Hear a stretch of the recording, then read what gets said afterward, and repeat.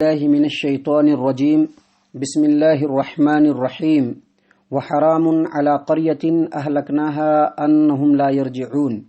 حتى إذا فتحت يأجوج ومأجوج وهم من كل حدب ينسلون واقترب الوعد الحق فإذا هي شاخصة أبصار الذين كفروا يا ويلنا قد كنا في غفلة من هذا بل كنا ظالمين۔ اور جس بستی کو ہم نے ہلاک کر دیا ہو اس کے لیے ممکن نہیں ہے کہ وہ ہمارے پاس لوٹ کر نہ آئیں بلکہ انہیں آنا ہی پڑے گا، یہاں تک کہ یاجوج اور ماجوج کھول دیے جائیں گے اور وہ ہر بلندی سے نیچے کی طرف دوڑتے ہوئے آئیں گے، اور سچا وعدہ یعنی قیامت کا وعدہ نزدیک آ جائے گا تو اس وقت کافروں کی آنکھیں یکا یک پتھرا جائیں گی اور وہ کہیں گے کہ ہائے افسوس، ہم تو اس سچے وعدے سے غفلت میں ہی پڑے رہے بلکہ ہم خطا کار تھے۔ معزز سامعین کرام، یہ سورۃ الانبیاء ہے۔ سورۃ الانبیاء سورہ نمبر 21 اور اسی سورت سے ابھی آپ کے سامنے ترتیب کے ساتھ آیت نمبر 90 پر 5، 90 پر 6، 90 پر 7 یعنی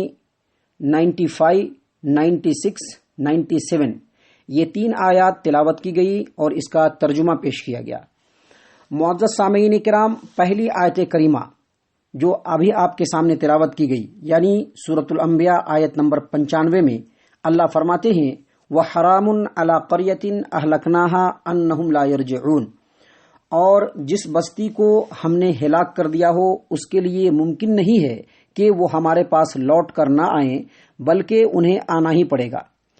اس آیت کریمہ کے کئی مطلب بیان کیے گئے ہیں، مفسرین نے اس کے کئی معنی اور تفسیر بیان کیے ہیں۔ اس میں سے ایک معنی تو یہ ہے کہ بعض مجرم بستیوں کو، جو ایسی بستیاں ہوتی ہیں جو اللہ اور اس کے رسول کا انکار کرنے والی ہوتی ہیں، نفسانی خواہشات کے پیچھے پڑنے والی ہوتی ہیں، اللہ اور اس کے رسول کے حکم کی نافرمانی کرنے والی جو بستیاں ہیں، ان میں سے بعض مجرم بستیوں کو جو ہم ہلاک کرتے ہیں تو یہ ان کے جرائم کا پورا بدلہ نہیں ہوتا ہے بلکہ انہیں قیامت کے دن یقینی طور پر ہمارے پاس حاضر ہونا پڑے گا اور اس وقت ہم ان کو ان کے جرموں کی سزا دیں گے، اور یہ ممکن نہیں ہے کہ وہ ہمارے پاس نہیں آئے بلکہ ہر حال میں ان کو قیامت کے روز ہمارے پاس لوٹ کر کے آنا پڑے گا۔ اس کا دوسرا مطلب مفسرین نے یہ بیان کیا ہے کہ ہم صرف انہی بستیوں کو ہلاک کرتے ہیں جن کے بارے میں ہمیں مکمل طور پر یقین ہوتا ہے کہ اپنے برے اعمال سے وہ کبھی بھی باز نہیں آئیں گے۔ اور اس آیت کریمہ کا تیسرا مطلب بعض مفسرین نے یہ بیان کیا ہے کہ جو بستیاں ہلاک ہو جائیں یا جو لوگ فوت ہو جائیں ان کے لیے ممکن ہی نہیں ہے کہ ہم انہیں دوبارہ زندہ کر کے دنیا میں بھیج دیں، تاکہ اس سے پہلے جب وہ دنیا میں تھے جو اعمال انجام نہیں دے سکے وہ نیک اعمال اب وہ انجام دیں، ایسا کبھی نہیں ہو سکتا۔ ایک بار جو قوم ہلاک ہو جاتی ہے، ایک بار جو لوگ مر جاتے ہیں، پھر وہ دوبارہ دنیا کے اندر نہیں آ سکتے۔ اللہ تبارک و تعالیٰ نے اسی بات کو اس آیت کریمہ میں بیان فرمایا کہ ان لوگوں کے جن بستیوں کو ہم نے ہلاک کر دیا، جس بستی کو ہم نے ہلاک کر دیا ہو اس کے لیے ممکن ہی نہیں ہے کہ وہ ہمارے پاس لوٹ کر نہ آئیں بلکہ ہر حال میں ان کو آنا پڑے گا۔ اس کا یہ آیت کریمہ اور اس کے بعد آیت نمبر 96 میں اللہ تبارک و تعالیٰ فرماتے ہیں حتی اذا فتحت یاجوج و ماجوج وهم من کل حدب ینسلون،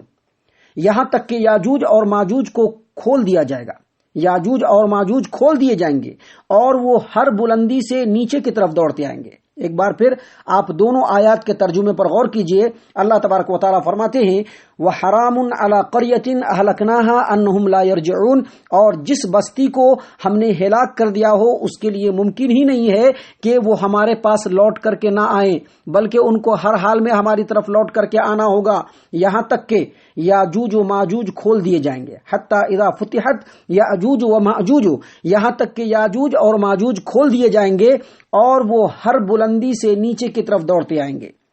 یہ دونوں آیات کے اندر جو مناسبت ہے، ان دونوں آیات کے درمیان جو ربط ہے وہ یہ ہے کہ جس دن یاجوج و ماجوج کو کھول دیا جائے گا اور قیامت قائم ہو جائیں گی، اس وقت لازماً جس دن یاجوج و ماجوج کو کھول دیا جائے گا اور جس دن قیامت قائم ہو جائے گی اس وقت لازماً جن بستیوں کو ہم نے تباہ و برباد کیا تھا دنیا کے اندر، ان بستی والوں کو ہمارے حضور پیش ہونا پڑے گا، کیونکہ دنیا میں اگرچہ ان کے اوپر عذاب آیا، ان کو اگرچہ ہلاک کیا گیا، لیکن یہ ان کے جرموں کا مکمل بدلہ نہیں تھا، بلکہ ان بستی والوں کو قیامت کے دن ہمارے حضور پیش ہونا ہوگا اور اپنے اعمال کا حساب و کتاب دے کر کے ان کا جو بدلہ ہوگا اللہ تبارک و تعالی مکمل طور پر اسی دن قیامت کے میدان میں دے گا۔ یہ ناممکن ہے کہ وہ ہمارے حضور میں پیش نہ ہو، اور اس مناسبت سے صحیح اور درست معنی یہی معلوم ہوتا ہے کہ اوپر والی آیت کریمہ کا معنی یہ ہے کہ جن مجرم بستیوں کو ہم ہلاک کرتے ہیں اس وقت ان کے جرائم کا جو ہے بدلہ پورا نہیں ہوتا ہے، بلکہ انہیں قیامت کے دن یقینی طور پر حاضر ہونا پڑے گا، اور اس وقت ہم ان کو ان کے جرموں کی سزا دیں گے، اور یہ ممکن ہی نہیں ہے کہ وہ ہمارے پاس نہ آئے۔ اس اعتبار سے جو پہلا معنی ہے وہی درست معلوم ہوتا ہے۔ اور جو دوسری آیت یعنی آیت نمبر 96 جس میں اللہ تبارک و تعالیٰ فرماتے ہیں کہ یہاں تک کہ یاجوج و ماجوج کھول دیے جائیں گے اور وہ ہر بلندی سے نیچے کی طرف دوڑتے ہوئے آئیں گے، تو اس آیت کریمہ کے تعلق سے میں بتلا دوں کہ یاجوج و ماجوج یہ دو قوم ہیں جن کے بارے میں انشاءاللہ تفصیلی تذکرہ کچھ دنوں کے بعد آپ کے سامنے پیش کیا جائے گا۔ یہ جو یاجوج و ماجوج ہے یہ اولاد آدم میں سے ہیں، اور روایات کے مطابق ان کا تعلق جو ہے وہ نوح علیہ السلام کے اولاد یافس سے ہے، اور جب اس قوم کی جو چیرہ دستیاں ہے، یہ جو قوم لوگوں کے ساتھ جو فساد اور ظلم والا معاملہ کر رہی تھی، جب ان کا جو فساد ہے وہ بڑھ گیا تو ذوالقرنین جو اللہ تبارک و تعالیٰ کے نیک بندے ہیں، انہوں نے وہ جب سیر کے لیے نکل رہے تھے تو ایک بستی کی طرف سے گزرے جس کے پیچھے یہ لوگ تھے، تو بستی والوں نے ذوالقرنین سے یہ درخواست کی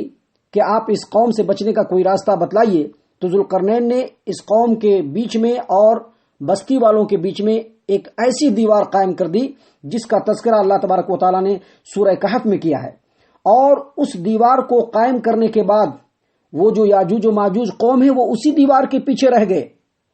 جسے ذوالقرنین نے بنایا تھا۔ اللہ تبارک و تعالیٰ سورۃ الکہف آیت نمبر 98-99 میں فرماتے ہیں ھذا رحمۃ من ربی فَإِذَا جَاءَ وَعْدُ رَبِّي جَعَلَهُ دَكَّا وَكَانَ وَعْدُ رَبِّي حَقًّا وَتَرَكْنَا بَعْضَهُمْ يَوْمَئِذٍ يَمُوجُ فِي بَعْضٍ، اور یہ میرے پروردگار کی مہربانی ہے جو اتنا بڑا دیوار بنا جس کے پیچھے یہ قوم قید ہو گئی، اور جب میرے پروردگار کا وعدہ آ پہنچے گا تو میرا پروردگار اس دیوار کو ڈھا کر کے ہموار کر دے گا، اور میرے پروردگار کا وعدہ جو ہے وہ سچا ہے۔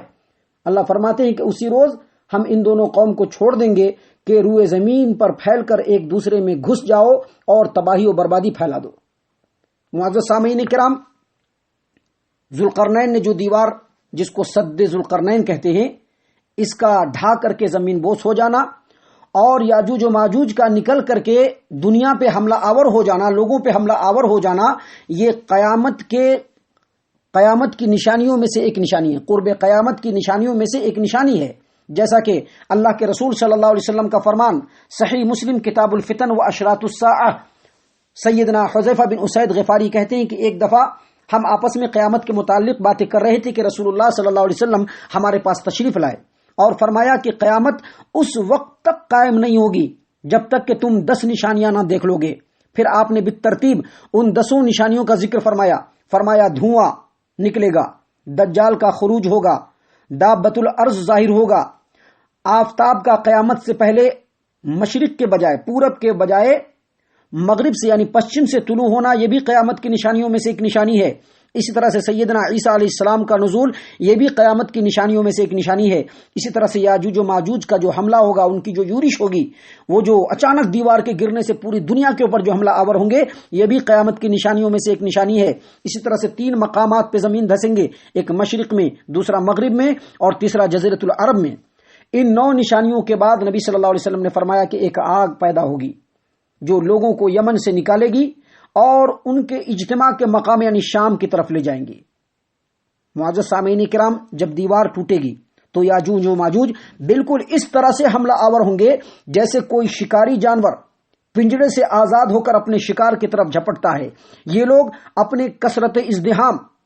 یعنی ان کی اتنی تعداد ہوگی، ان کی اتنی بھیڑ ہوگی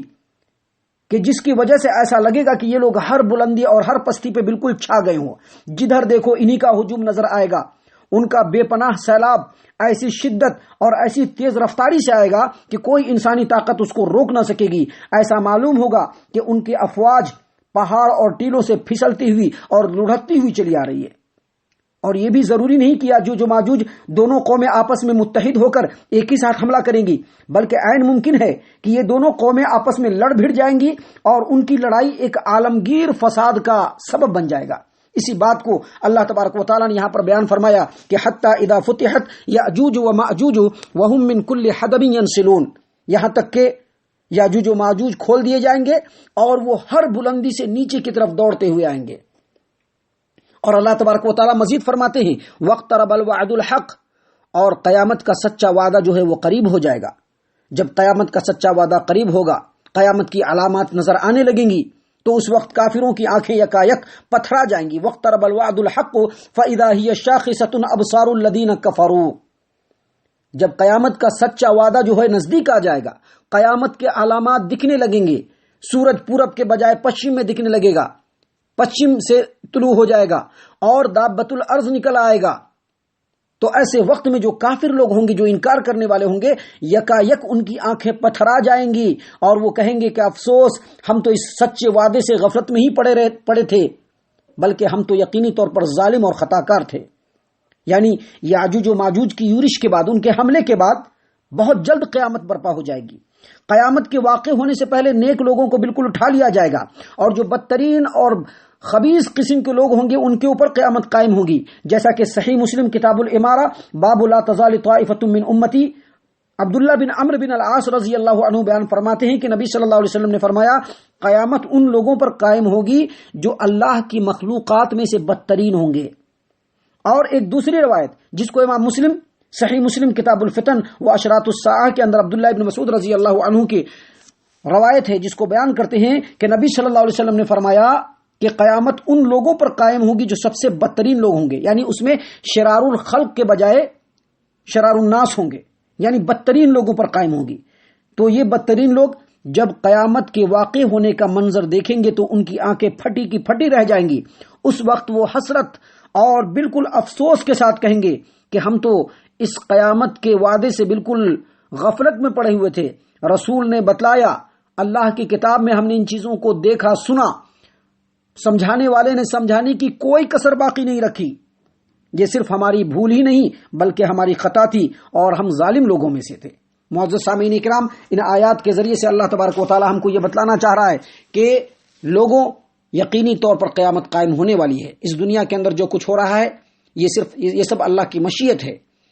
اصل جو تمہارے اعمال کا بدلہ ہے وہ اللہ تبارک و تعالی قیامت کے دن دے گا، اس لیے بہتر ہے کہ قیامت آنے سے پہلے نیک اعمال کے ذریعے سے اپنے